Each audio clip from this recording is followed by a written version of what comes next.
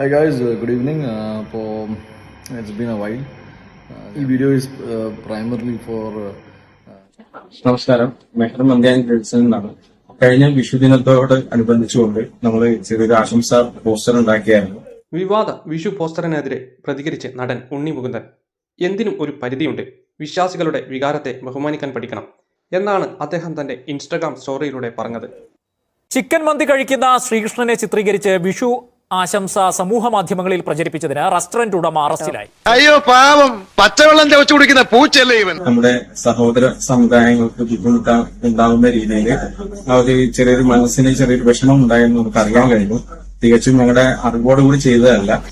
നിന്നെ കൊണ്ട് എടുക്കാൻ പോകാത്ത കാര്യം ഇവിടെ പറയണ്ട, സൂക്ഷിച്ച് സംസാരിക്കണം. നിങ്ങൾക്കുണ്ടായ ആ ബുദ്ധിമുട്ട് നിങ്ങൾ മാനേജ്മെന്റ് ടീം നിങ്ങളോട് മാപ്പ് ചോദിക്കുകയാണ്. എല്ലാവരും സഹകരിക്കുകയാണ്. അങ്ങനെ ഹോട്ടൽ ഉടമ ന്യായീകരണവുമായി എത്തിയിട്ടുണ്ട്.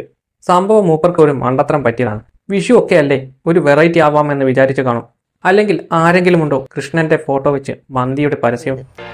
ചെറിയ ബുദ്ധി തോന്നിയ കാര്യമാണ്. എല്ലാം കഴിഞ്ഞിട്ട് മാപ്പ് പറഞ്ഞിട്ട് എന്ത് കാര്യം? 1 വർഷം വരെ ജയിലിൽ കിടക്കാനുള്ള വകുപ്പുണ്ട്.